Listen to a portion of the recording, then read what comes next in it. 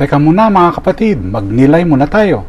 Alam mo ba na ang mga giraffe ay may dila na umaabot hanggang 21 na pulgada at ginagamit nila ito hindi lang sa pagkain ng dahon, kundi sa paglilinis ng sarili at ng kanilang mga anak.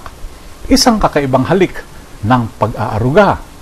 Mahaba, minsan nakakatawa, pero puno ng pag-aalaga at proteksyon. Sa unang pagbasa, pinaalalahanan ni Pablo ang mga tagapanguna ng simbahan. Ingatan ninyo ang inyong sarili at ang buong kawan. Alam niyang darating ang mga mababangis na lobo, mga tukso, maling aral at pagkakahati-hati. Hindi sapat ang forma ng pagiging pinuno, ha? Kailangan ng puso na handang magbantay at mag-aruga. Tulad ng isang inang giraffe na hindi iniinda ang haba ng dila, basta't maprotektahan ang anak. Sa Ebanghelyo, idinadalang ni Jesus ang kanyang mga alagad.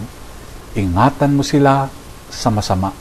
Hindi niya hiningi na alisin tayo sa mundo, kundi ingatan tayo sa gitna ng panganib. Ang kanyang panalangin ay parang espiritual na halik. Hindi laging nararamdaman, pero laging naroroon. Ang tunay na pag-aaruga ay hindi laging maganda sa paningin ng mundo, pero ito ay banal sa mata ng Diyos. Kaya't huwag mahiya sa pagmamalasakit, kahit parang dila ng giraffe, basta't ito ay mula sa puso. Pagnilayan po natin ito. Amen.